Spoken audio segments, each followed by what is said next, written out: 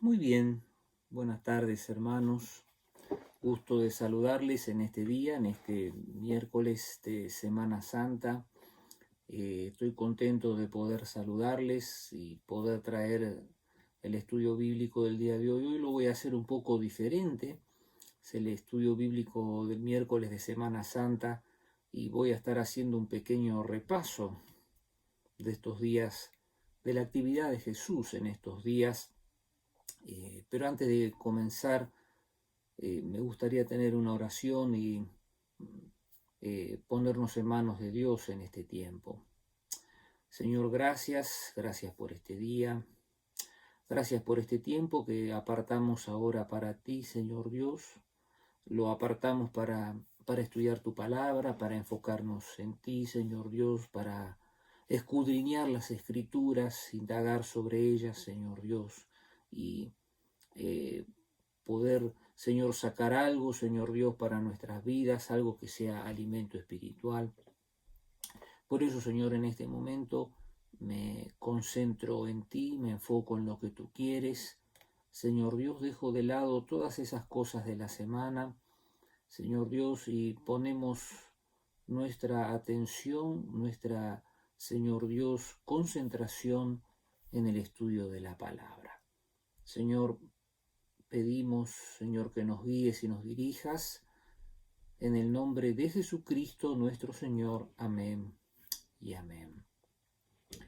Este domingo pasado celebramos el Domingo de Ramos, el domingo de lo que sería la entrada triunfal de Jesús a Jerusalén. Estuvimos leyendo en el Evangelio de Mateo, pero yo voy a estar enfocándome en este momento en lo que es el Evangelio de Lucas, en Lucas capítulo. Voy a empezar, no voy a estar leyendo un pasaje, sino voy a estar haciendo un resumen de todas las actividades de Jesús, comenzando desde el mismo día domingo hasta el día miércoles, que sería el día de hoy, ¿no es cierto? El día domingo nosotros, como lo decía recién, leíamos la entrada triunfal y un pasaje que nosotros no leímos, porque Mateo no lo describe, aunque sí lo describe Lucas, ¿no? El Lucas es más histórico su descripción, entonces tiene algunos agregados especiales, pero en el Evangelio de Mateo leíamos que Jesús había elegido buscar una burrita para montarse y entonces empieza a describir. Pero el Evangelio de Lucas menciona algo que es muy interesante el día domingo, cuando Jesús entra a Jerusalén. Él menciona algo muy importante, y es que en medio de toda esa, en medio de todo ese gozo, de toda esa alegría, de toda esa celebración de la entrada de Jesús, de la gente dándole la bienvenida, poniendo las palmas, poniendo los mantos, cantando Hosana, en medio de todo eso Jesús entrando como rey, ¿no es cierto? Sería el momento en que el rey tendría que estar celebrándose y gozándose también con su pueblo. Pero en este Evangelio de Lucas, él menciona algo muy interesante y dice que al acercarse a Jerusalén, Jesús vio la ciudad delante de él, dice, y comenzó a llorar. Estoy leyendo Lucas 19:41 y en el verso 42 dice: ¿cómo quisiera que hoy tú, entre todos los pueblos, entendieras el camino de la paz? Pero ahora es demasiado tarde y la paz está oculta a tus ojos. No pasará mucho tiempo antes que tus enemigos construyan murallas que te rodeen y te encierren por todos lados. Te aplastarán contra el suelo y a tus hijos contigo, y tus enemigos no dejarán una sola piedra en su lugar, porque no aceptaste tu oportunidad de salvación. Me sorprendió porque leyendo un comentarista decía que cuando un rey entra jubiloso a una ciudad, esa celebración conjunta entre los ciudadanos y el rey, pero aquí pasa algo extraordinario. En medio de toda esa celebración y de toda esa alegría, el rey se pone a llorar, el que está entrando triunfante. Y es una cosa que yo no había observado, no había asociado, y es cierto, cuando un rey entra triunfante, jubiloso, nunca se va a poner a llorar, pero Jesús sí se pone a llorar por dos razones. La primera es que Jesús entra y ve a Jerusalén, pero ve a Jerusalén con perspectiva de tiempo. Y cuando digo perspectiva de tiempo, podía ver qué era lo que le iba a pasar a Jerusalén. Y él menciona directamente que lo van a rodear los enemigos. Y entonces él menciona la causa de eso, menciona la causa. Y la causa es que la paz estaba oculta a sus ojos, dice el verso 42. Estaba viniendo el Rey de Paz y ese era el punto. Y eso es lo que Jesús quizás estaba queriendo mencionar a la gente que lo estaba observando.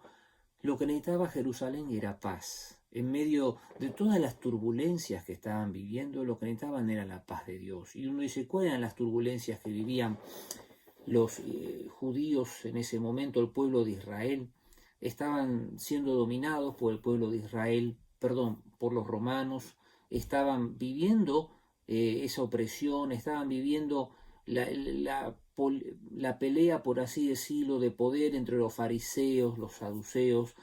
Usted sabe, y si no sabía, había otro grupo más que eran los esenios. Los esenios eran un grupo de personas que se aislaban de todo porque decían que todo estaba demasiado corrompido y entonces había que buscar la salvación a través de la separación y la santificación y estarse apartados de todo. Y definitivamente había otro grupo más que eran los celotes, que los celotes, de hecho uno de los discípulos era uno de los celotes, que eran los revolucionarios, los que definitivamente iban a tomar las armas ante cualquier cosa. Y en medio de toda esa tensión política, de toda esa tensión de dominación, de tener que pagar impuestos, porque el tema de los impuestos era un tema que estaba siempre ahí dando vueltas, Jesús dice la paz. Y creo que eso es esencial para la vida de un cristiano, el príncipe de paz, ¿no es cierto? Estaba entrando el príncipe de paz y Jerusalén no se dio cuenta. Quiero decirte algo, tienes que buscar al Dios de paz, tienes que dejar que el Jesús de paz entre en tu vida y todas las demás cosas se van a ir acomodando.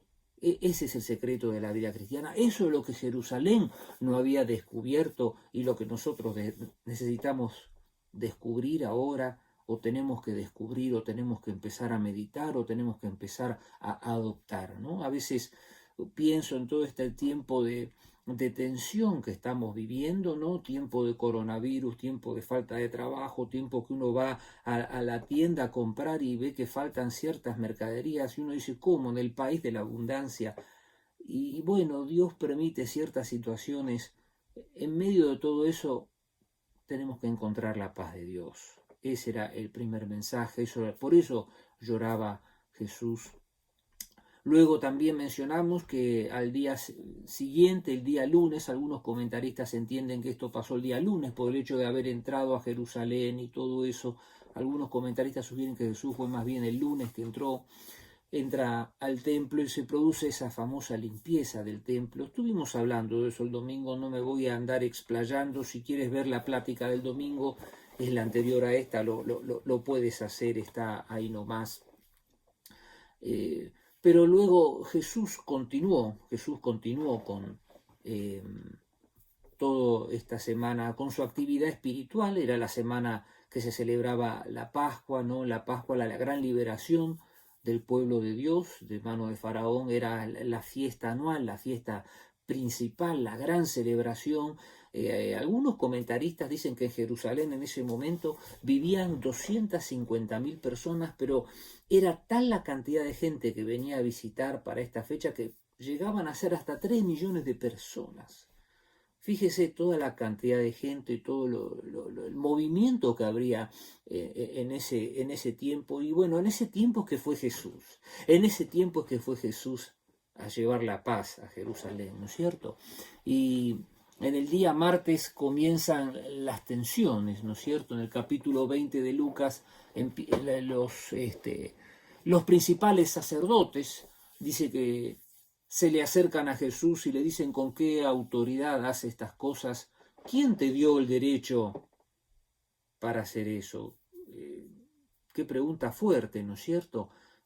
Una de las cosas que trataron de hacer es desacreditar la autoridad espiritual con la que Jesús estaba hablando, cuando la gente ya sabía que tenía esa autoridad, había una autoridad que era reconocida con la gente. De hecho, en algún momento del Evangelio dice que Jesús hacía las cosas con autoridad, y no como las otras, pues enseñaba con autoridad. Uno podía ver esa autoridad espiritual, se daba cuenta que cuando Jesús enseñaba había, ¿cómo les puedo explicar? Esa uniformidad en que lo que él enseñaba era lo que él vivía, y eso es lo que le daba la autoridad espiritual. Si uno quiere tener autoridad espiritual, uno tiene que vivir la palabra de Dios tal como la lee, la tiene que interpretar de acuerdo a la Biblia, o sea, interpretar la palabra, aplicarla y vivirla, y vivir de acuerdo a lo que uno dice. Eso es lo que viene, de ahí viene la verdadera autoridad espiritual. Obviamente a Jesús lo quisieron enganchar a la autoridad espiritual más grande que puede haber sobre la tierra, lo quisieron enganchar. Jesús le respondió con otra pregunta, ¿no? Una pregunta tan sencilla. La autoridad de Juan para bautizar, dice, si era del cielo o era meramente humana. ¿Qué respuesta, no es cierto? La respuesta definitivamente provenía del cielo, era algo de Dios. Pero fíjese la gente, nos dice que discutían el asunto en el capítulo 20. Decían, si decimos que provenía del cielo, preguntará por qué no le creímos a Juan. Y si decimos que era meramente humana, la gente nos apedreará porque están convencidos de que Juan era un profeta. Es decir, estaban tratando de buscar la conveniencia. Estaban buscando la conveniencia y no estaban buscando dar una palabra honesta. Tengan mucho cuidado con lo que queremos hacer. Nosotros no podemos hacer lo que nos conviene, tenemos que hacer lo que es la voluntad de Dios, ¿no es cierto? Realmente esta gente prefirieron no contestar, dijeron que no sabían, y Jesús dijo, yo tampoco les diré con qué autoridad hago estas cosas, lo cual en realidad aumentó su autoridad espiritual delante de la gente, y obviamente esta gente quedó por así decirlo, quedó mal parada delante de la gente, ¿no es cierto? Delante de los que ellos pretendían ridiculizar a Jesús. Es interesante que inmediatamente después, y Jesús lo hacía a propósito, mis hermanos, mis queridos oyentes, si lo estás viendo, lo hacía a propósito, empezó a contar la película de los viñadores malvados, ¿no es cierto?, donde dice que plantó una viña y entonces envió a los siervos. Es más o menos, es en Lucas 29, contrató unos agricultores y entonces los puso a trabajar en la viña, y entonces dice que mandó un siervo, lo atacaron, a otro le dieron una paliza, a otro lo insultaron y a otro lo mandaron con las manos vacías, a otro lo enviaron, dice que lo echaron una pasada, y dice, bueno, voy a enviar a mi único hijo. Sin duda a él lo respetarán. Sin embargo, cuando los agricultores vieron al hijo, dice, acá viene el heredero de la propiedad, matémoslo y quedémonos, y nos quedaremos con la propiedad. Y entonces lo arrastraron fuera del viñedo y lo dice que lo asesinaron. Y entonces, ¿qué creen ustedes que hará ellos con el dueño? ¿Qué creen ustedes que hará el dueño del viñedo? Preguntó. Irá, les diré, dice que irá y matará a los agricultores y alquilará el viñedo a otros. Qué terrible que suceda algo así, protestaron los oyentes.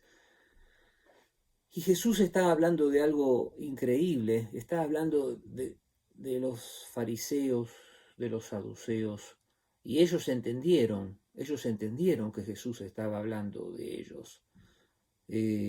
Jesús viene a corregir lo que está torcido. ¿Estás preparado para que Jesús corrija lo que está torcido en tu vida? Cuando nosotros nos negamos a corregir lo que está torcido, entramos en conflicto con Jesús. Y esto es lo que pasó con la gente. La gente, cuando se dio cuenta que estaba hablando de ellos, empezaron a hacer planes, dice, verso 19, querían arrestar a Jesús en ese mismo momento. Se lo querían sacar de encima.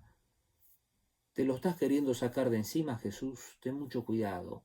Jesús va a venir a tocarte, a marcarte lo que está mal. Y mucha gente no quiere eso, no quiere que le digan qué es lo que hace mal, qué es lo que está mal. Una de las primeras cosas que hace Jesús en nuestras vidas es empezar a marcarnos en nuestro corazón qué es lo que tenemos que corregir y cómo lo tenemos que corregir. Ese es el propósito por el que Cristo fue a Jerusalén y ese es el propósito por el cual nosotros celebramos a Cristo, que Cristo vino a corregir lo que estaba torcido en mi vida. Luego Jesús, mientras continuaba enseñando, dice que algunos líderes que se hicieron pasar por gente sincera. Si hay una de las cosas más terribles que hay es cuando alguien quiere hacerse el sincero, quiere hacerse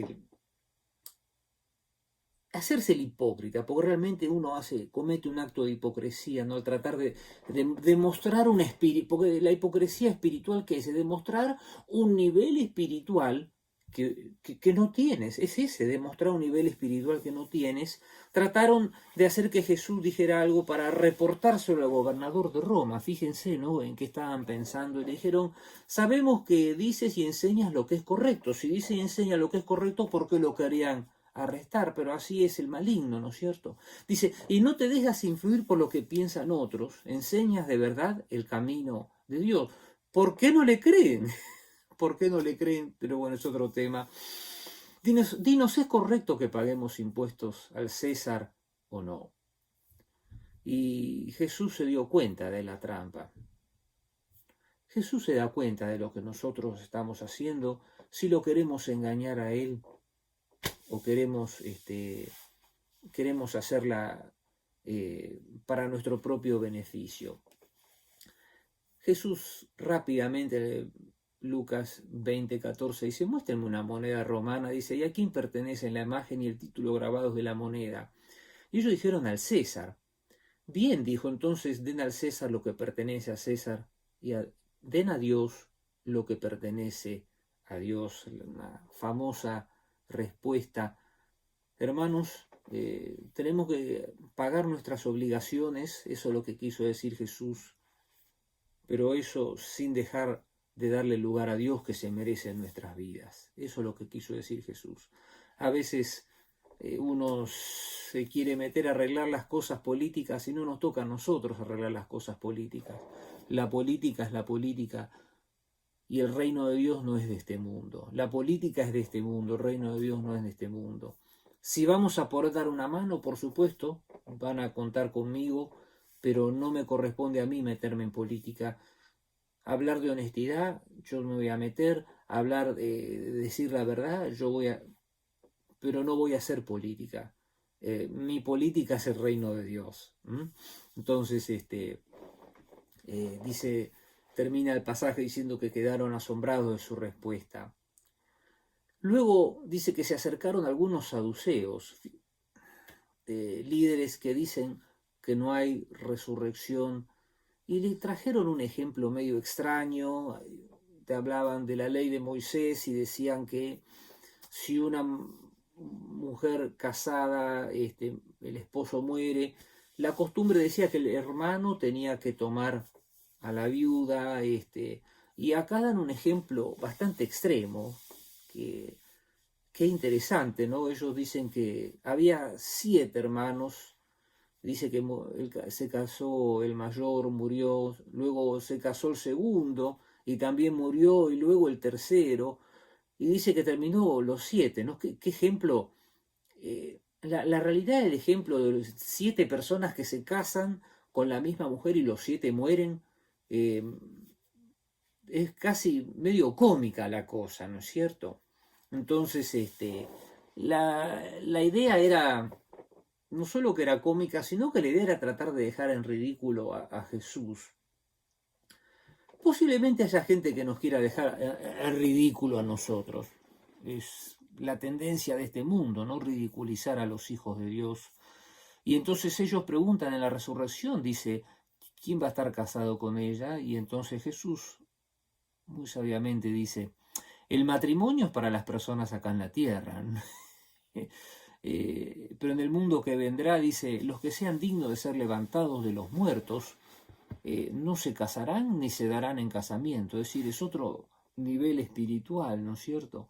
No volverán a morir, ni en ese sentido serán como ángeles. El mismo Jesús dice que vamos a ser como ángeles, ellos son hijos de Dios e hijos de la resurrección. Dice, y en cuanto a si los muertos resucitarán, hasta Moisés demostró esto cuando escribió acerca de la zarza que ardía, mucho después de que Abraham, Isaac y Jacob murieron, él se refirió al Señor como el Dios de Abraham, el Dios de Isaac y el Dios de Jacob. Por lo tanto, él es Dios de los que están vivos, no de los muertos, porque todos están vivos para él. La verdad que me hace tanto bien escuchar esta palabra, me hace tanto bien saber que las personas que murieron en Dios están vivas en este momento. No están acá en la tierra, pero están en el cielo, son conscientes de lo que estamos haciendo, nos ven. Obviamente no pueden hacer más nada que eso, ¿no es cierto? Pero pensar en los queridos que han aceptado a Dios y que están en el cielo en este momento, y que Dios es Dios de ellos y que Dios es Dios de nosotros. Entonces, la idea es esa, que Dios es un Dios de la vida, pero de una vida más trascendente. A veces nosotros nos aferramos a la vida de la tierra, pero hay vida después también, y es una vida más hermosa, ¿no es cierto? Jesús continuó y con su discurso y dijo algo que ya, para que no le hagan más preguntas. Es increíble, ¿no? Dice que cuando Jesús, ahora él fue el que planteó la pregunta en Lucas 20:41, cuando dice, ¿cómo es que se dice el Mesías que es hijo de David? Pues David mismo escribió en el libro de los Salmos, el Señor dijo a mi Señor, siéntate en el lugar de honor a mi derecha hasta que humille a tus enemigos y los ponga por debajo de tus pies. Si David llama al Mesías Señor, ¿cómo es posible que el Mesías sea su hijo?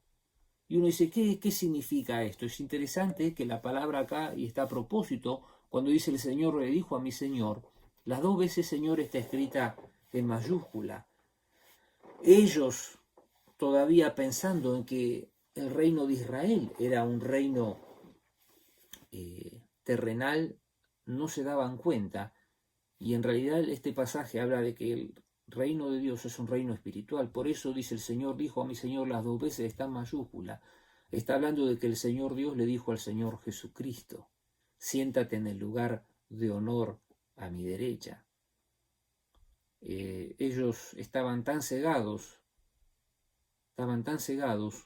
que no podían entender que Jesús era el que se iba a sentar a la derecha, por eso no podían entender ese pasaje. Y es como que Jesús, no voy a decir que salió a la ofensiva, pero les quiso mostrar que no eran buenos interpretadores de la palabra.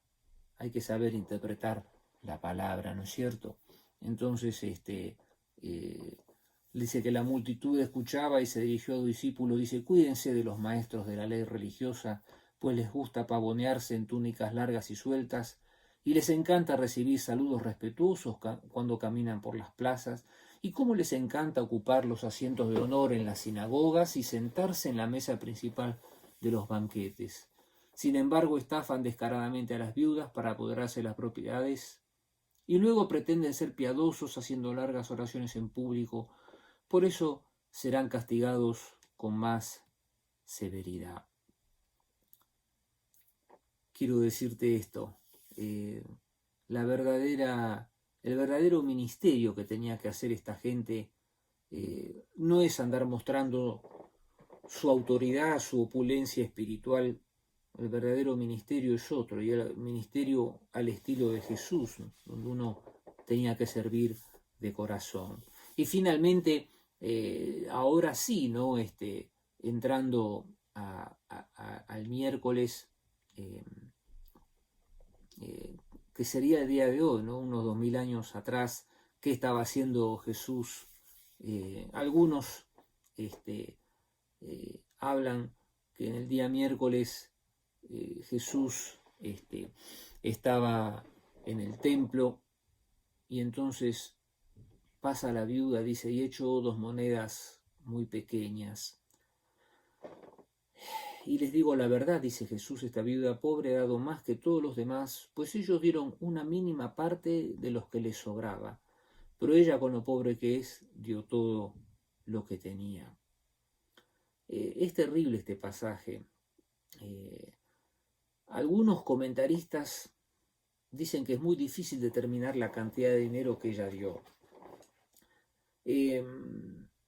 Hendriksen, hoy estaba leyendo el comentario de Hendriksen, y él decía que lo que la viuda estaba dando era prácticamente un octavo de un centavo de dólar. Dice, es muy difícil, porque las variaciones de esa época, pero para tener una idea de cuánto era como un octavo, algo así, de un centavo de dólar. Es decir, una cantidad ínfima, pero eso era todo lo que ella tenía, esas 2 monedas, y ella lo único que tenía fue lo que dio, ¿no es cierto? Es decir, para Jesús le llamó la atención. Es increíble, esta mujer llamó la atención de Jesús con lo que estaba dando. Tenemos que ser sensibles cuando damos cosas para Dios. Jesús sabe, dice, y acá la Escritura lo agrara, dice, porque dice que los demás dieron una parte de lo que les sobraba. Qué feo que es cuando te regalan o te dan la sobra de algo, ¿no es cierto? Creo que no hay una sensación más fea en la vida de alguien cuando te dan un regalo que tú sabes que es lo que el otro no quiere y a lo que al otro le sobra.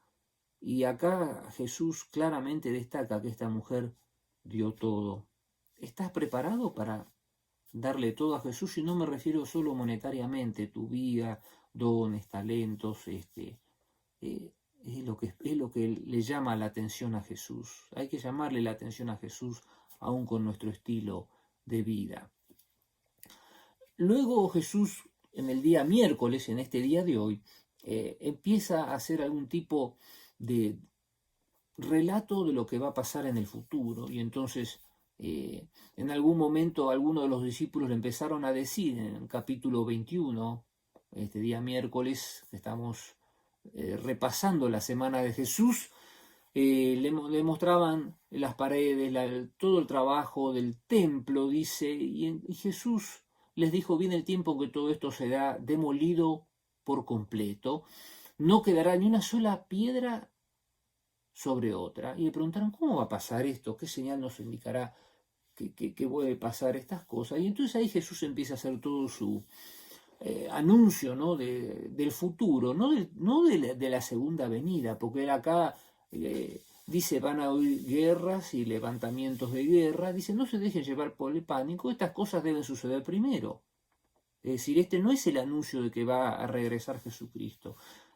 Dice así, el fin no vendrá inmediatamente después. Luego dice, agregó, una nación se le va a levantar contra la otra, un reino contra otro.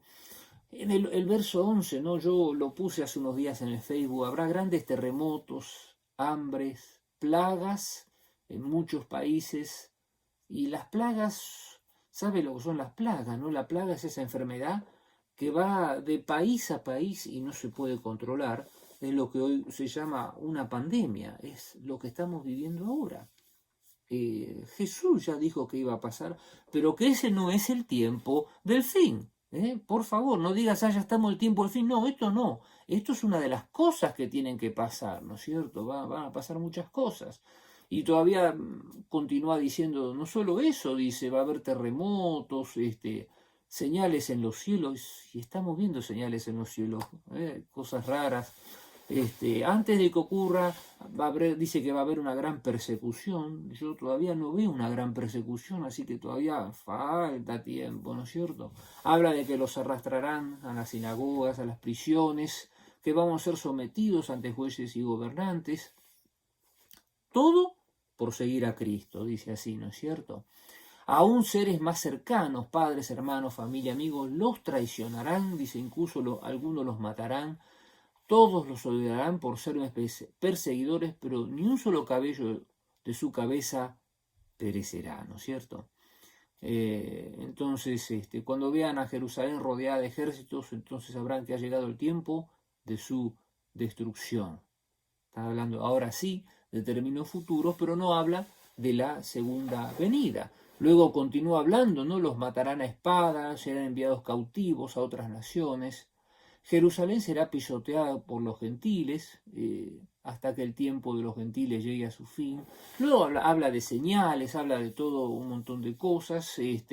La gente quedará aterrada de lo que verá venir sobre la tierra, porque los poderes de los cielos serán sacudidos, ¿no? Todo tremendo esto, ¿no? Entonces todos vendrán al Hijo del Hombre venir en una nube con poder y gran gloria, por lo tanto, dice, cuando todas estas cosas comiencen a suceder, pónganse en pie y levanten la mirada, porque la salvación está cerca. Así que todavía no tenemos que hacer todas estas cosas. Tengan cuidado, dice, no dejen que su corazón te entorpezca con parrandas y borracheras, ni por las preocupaciones de esta vida, no dejen que ese día los agarre desprevenidos. Tenemos que estar preparados, ¿no? Para estas cosas. Y el pasaje termina, ya estamos terminando, el día miércoles, donde hay una descripción en Lucas 21, 37 y 38. Jesús iba cada día al templo a enseñar y cada tarde regresaba al pasar la noche en el Monte de los Olivos. El Monte de los Olivos era para orar, ¿no es cierto? Y todas las mañanas, desde muy temprano, las multitudes se reúnen en el templo para escucharlo. Y este día miércoles termina con una nota triste. ¿Y cuál es la nota triste?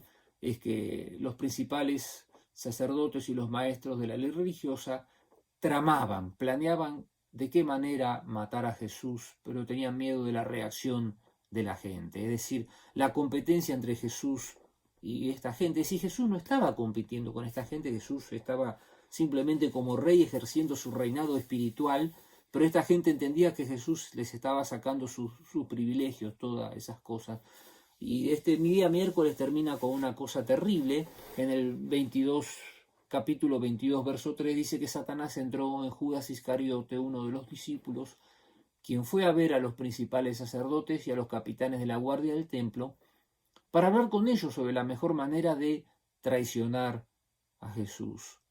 Y ellos quedaron complacidos y prometieron darle dinero, y Judas aceptó y comenzó a buscar una oportunidad para traicionar a Jesús, de modo que ellos pudieran arrestarlo cuando las multitudes no estuvieran rodeándolo. Este es el último evento que queda relatado el día miércoles, y uno se pone a pensar qué maldad, ¿no? Judas, pensar que fue comisionado por Jesús, habrá visto milagros de Jesús, habrá visto enseñanzas de Jesús, vio la multiplicación de los panes, de los peces, tuvo ese privilegio y aún así tener al maestro cerca, al líder, a todo, lo terminó de esta forma. ¿Sabe por qué? Porque cuando uno no está plenamente entregado, el diablo lo sabe. El diablo sabe cuando uno no está entregado, cuando uno no está jugado por Dios, y cuando uno está jugado por Dios, tarde o temprano termina abandonando el camino de Dios. Quiero decirte algo. Hemos sido comprados con precio. Y a menos que entiendas eso y que ese precio fue lo que estamos recordando esta semana, no voy a decir celebrando, ¿no? Pero recordando todo lo que sufrió Jesús. No, mi sugerencia es: no lo defraudes al Señor, no lo defraudes. Si hay algo a lo que hay que renunciar, si hay un pensamiento negativo, si hay un coraje contra alguien, lo mejor que uno puede hacer es dejarlo a los pies del Señor y prepárate para ver los milagros de Dios. Este Judas los vio todos y no lo pudo procesar en su vida.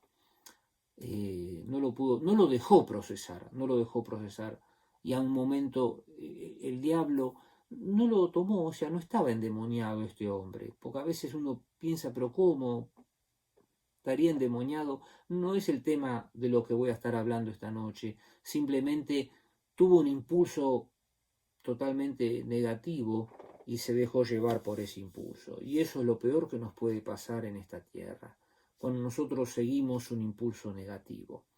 Entonces, en el nombre de Jesús, renuncia a todo impulso negativo, a toda sensación de coraje, de molestia, de bronca contra algo, contra alguien, y vas a ver cómo el Espíritu Santo, el Dios de paz, va a venir sobre tu vida. Este es el resumen desde el domingo hasta hoy miércoles de esta Semana Santa. Señor, gracias porque a través de estos días que estuvimos revisando ahora, pudimos ver, Señor, qué paciente eras, Señor, cómo te venían a buscar para hacerte caer en la trampa, Señor.